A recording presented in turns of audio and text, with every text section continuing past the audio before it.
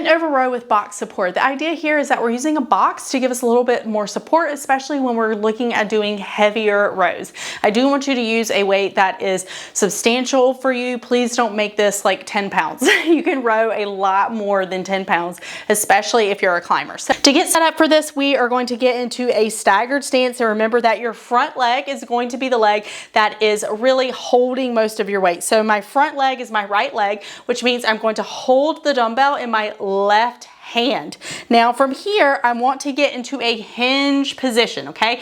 If you don't have a box that's this tall, you can easily do this on the back of a bench or just even kind of hanging on to the back of a chair where you're really just kind of putting some more weight over the chair. Now, if you're using a box, what you're gonna do is you're gonna let your front knee come forward a little bit. Remember, we're gonna get into a slightly positive shin angle for our hinge. And then I want you to turn your pelvis over that leg a bit, okay? So instead of twisting away from my right leg, I want to take this hip and I'm going to twist just gently towards my right leg, and then I'm going to go a little deeper into my hinge. I can put my head down here and I'm making sure that I really didn't lose that hinge, and you should feel a little bit of opening or maybe even kind of some stretching feeling in the back of that right hip. So the back of the front leg is where you should feel just kind of like a little bit of work going on, nothing crazy.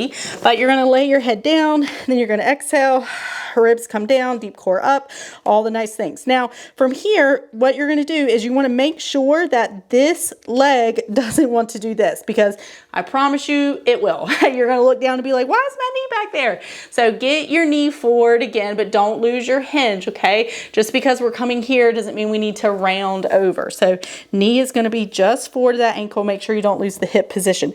You're gonna row up, and remember, when you row up, I don't want you to like bring everything else up with the row. Really, nothing needs to move except for your arm when you're doing this row.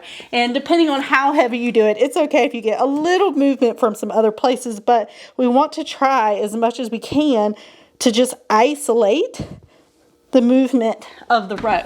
So as I'm rowing, I'm not going to do this right here, right? I'm not moving my hip. I'm also not coming up and flaring my ribs.